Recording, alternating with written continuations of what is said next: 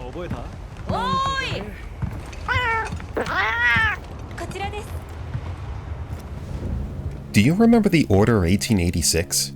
It was a third-person shooter released for the PlayStation 4 in early 2015, and it was largely panned for being emblematic of the issues with AAA single-player games of the time, with an overbearing focus on narrative that came at the cost of player input.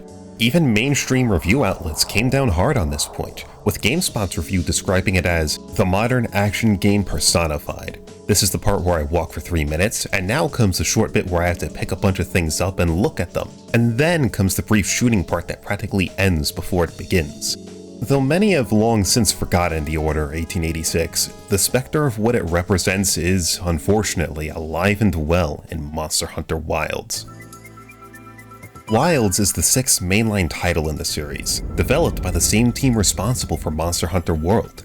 Given that both games share the same director, Yuya Tokuda, it should be no surprise that Wilds continues building upon World's core idea of portraying a living, breathing ecosystem. The end result is a game with a huge, seamless world filled with a stunning attention to detail. It's obvious that a lot of work went into handcrafting each of these different environments and monsters, which is why it's a shame that Wilds goes out of its way to stop players from fully appreciating the work that went into them. I can't go right. Without any doubt in my mind, I believe low rank in Monster Hunter Wilds to be the single worst experience in the series' entire history. It's a heavily story-driven campaign riddled with cutscenes, unskippable exposition, constant tutorials, and near-endless railroading. Though I've seen a number of people understandably annoyed by all these issues, I feel low rank's problems are worse than maybe most people realize. Even if low rank typically represents an infinitesimally small part of the average player's total playtime, the entire structure of low rank in Wilds is antithetical to what Monster Hunter is, and presents a worrying standard for the series' future. But in order to fully understand why low rank in Wilds is so bad, I feel it's important to first understand why low rank even matters in Monster Hunter. For veteran players, low rank can sometimes be seen as the least exciting part of the series. However, it's for potential newcomers that low rank is primarily in service of. Wait, are you running away again, you fucking coward? The supporting evidence can be clearly found in the series' progression structure prior to Monster Hunter World. Each game had a set of low rank quests just for single player contained within a village mode, while a separate set of low rank quests could be found in an online focused hub mode.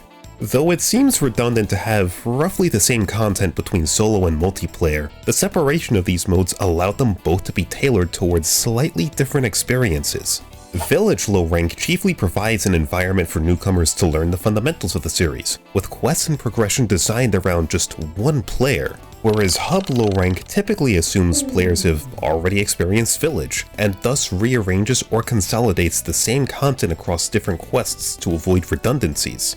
Because there exists a separate environment to experience low rank with friends, Village low rank can prioritize easing newcomers into the gameplay without disrupting multiplayer progression. That's the entire reason why low rank in Village tends to have more gathering and small monster quests. They're intended to familiarize players with new hunting grounds in low-risk scenarios, rather than simply feeding them to new monsters in an unfamiliar map. That's also to say nothing of how Village low rank achieves this through a tiered quest system that unlocks new quests in batches. As players progress through low rank, they're actually gaining access to multiple new quests to choose between, presenting them with a range of options for how they could progress based on their individual needs. Not only does Village low rank ease in newcomers through very deliberately paced quests, but it also familiarizes them with the very quest system itself. The later entries capitalized on the single-player ecosystem with a greater focus on tutorials and story. The primary focus of low rank, and the original quest progression system as a whole, was to gradually introduce more challenging monsters as players advance through the game. As the first major part of any Monster Hunter, Low Rank Village has consistently provided an avenue in which players can learn the gameplay essentials, by implicitly guiding and testing them across a range of different quests. This is all knowledge that new players could then seamlessly carry over into online multiplayer. With the structure of Village Low Rank largely being gameplay driven, it also meant that player skill level was ultimately what determined its pace. Veterans would likely have less issues progressing through low rank on average, while newcomers would have a tougher time as they're still learning the fundamentals of the series' gameplay.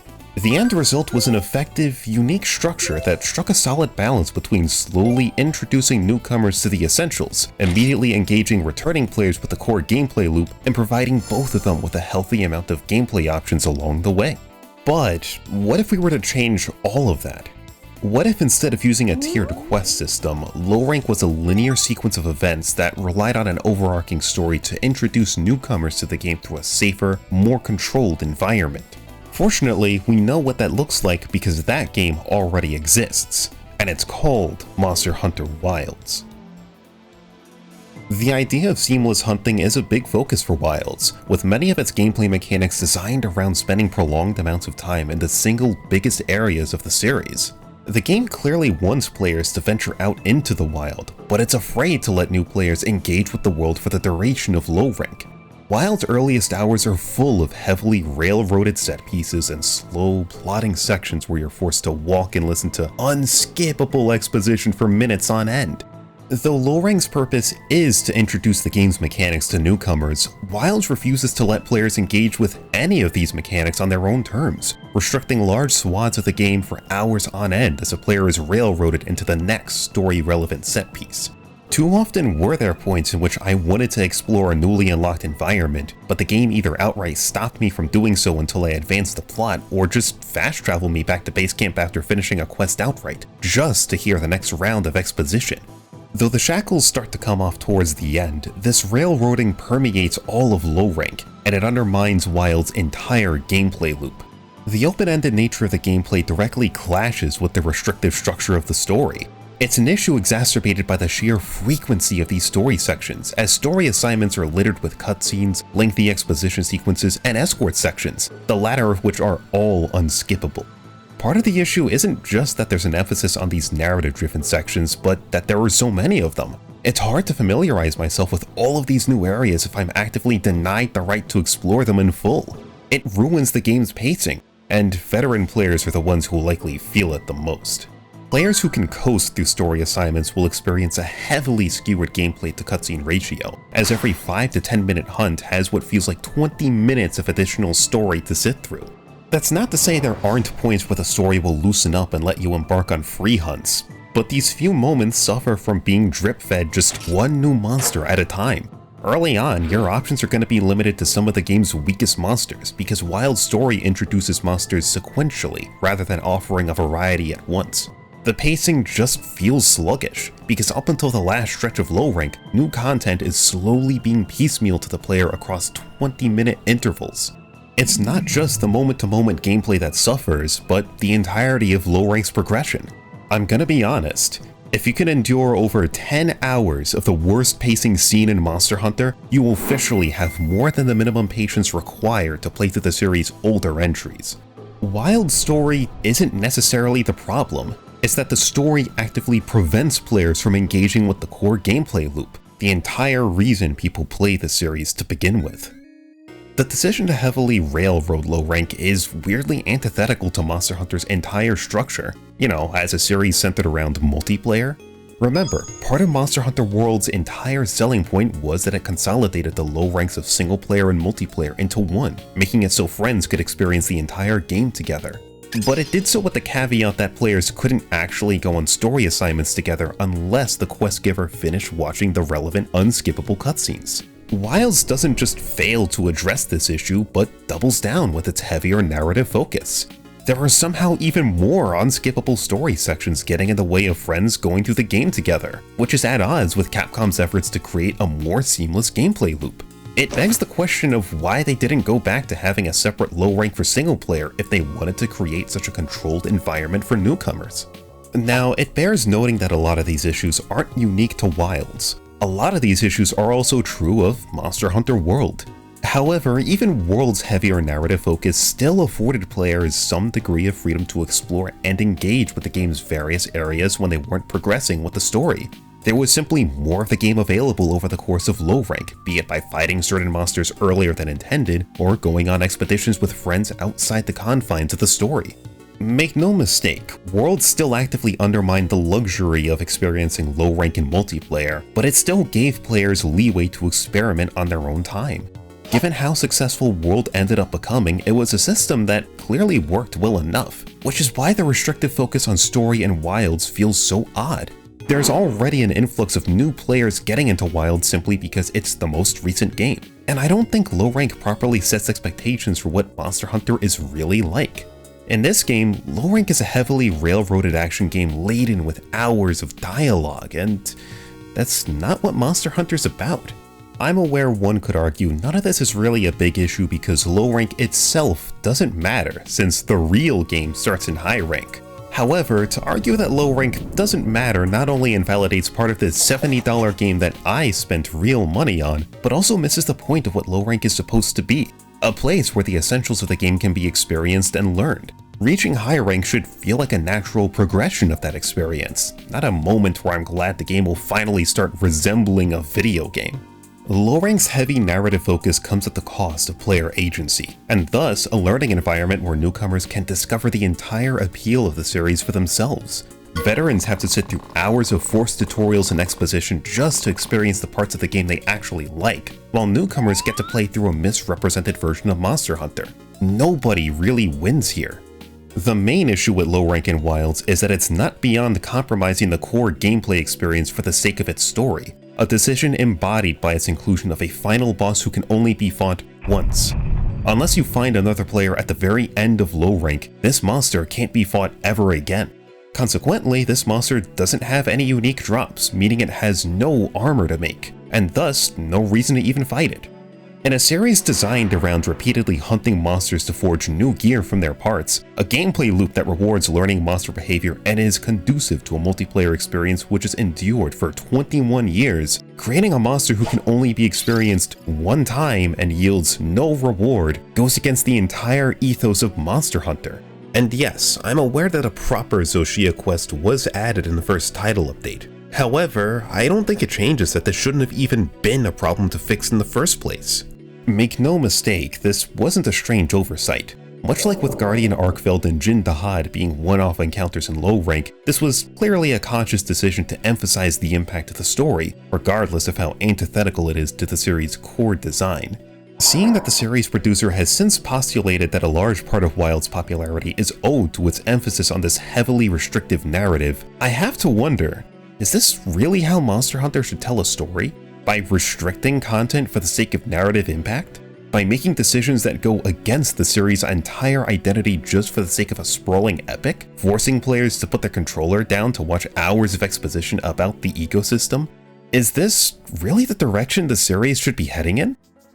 We live in a time where Nintendo took The Legend of Zelda, a series which fans had begun criticizing for similarly taking too much control and agency away from the player, and created Breath of the Wild, a game that actively encourages players to get lost in its open world. In stark contrast to its 3D predecessor, Breath of the Wild wants players to aimlessly stumble, experiment, and die a lot along the way. And it quickly went on to become a multi-million seller that introduced tons of new fans to the series. So if it's possible for Zelda to draw in millions of newcomers because it's willing to trust players with near complete freedom, then why can't Wilds do the same? Should its unwillingness to respect the player's authority until what's essentially the back half of the game really command such praise? Try to remember the series' last release, Monster Hunter Rise. It proves the series' original progression system can be modernized to help onboard newcomers, while still telling a solid story almost entirely driven by gameplay. Lest we forget that its expansion, Sunbreak, manages to tell one of the single best stories in the entire series, all without compromising the core gameplay or multiplayer experience for first-time players. Even the phenomenal action RPG Grand Blue Fantasy Relink had this issue figured out. Relink just so happens to have a robust multiplayer almost exactly like Monster Hunter, using the same tiered quest system, boss fights which yield drops of different rarities, and tons of different characters and playstyles to build up. Relink also has a robust single-player mode that tells a well-rounded story with high production values, introducing players to its basic game mechanics and the majority of content that forms the base of multiplayer. Perhaps by sheer coincidence, Relink presents another way Monster Hunter's original progression system can be modernized, further proving it's possible to have a compelling single-player story that respects the player's agency, and a fully featured multiplayer experience that builds upon it. The fact is, we already have examples that prove this series is capable of telling a well-rounded story without compromising what Monster Hunter is. I understand that Wilds low rank is designed to further help ease newcomers into the series, but to what end? Low rank has been streamlined to the point that there's barely any game left to play. It takes until the beginning of high rank for Wilds to fully trust players and let them feel out the game's mechanics on their own time, freed of any narrative constraints. And yes, high rank in Wilds is far closer to what Monster Hunter typically is, but it shouldn't be that way. Because Wilds gatekeeps the actual Monster Hunter experience behind high rank, it takes anywhere from 10 to 20 hours for Wilds to actually open up and get good. That's the same criticism people held against Final Fantasy XIII since its release nearly 20 years ago. The fact we can now say that for a new Monster Hunter should be greater cause for concern. For a series as historically gameplay driven as Monster Hunter, low rank in Wilds represents everything that the series isn't. It's an invasive way to tell a story in Monster Hunter. It's a downright misleading introduction to the series, with decisions that actively undermine the series' core gameplay loop and focus on multiplayer. It's everything that Monster Hunter shouldn't be, and a worrying look at what Monster Hunter could become in the future.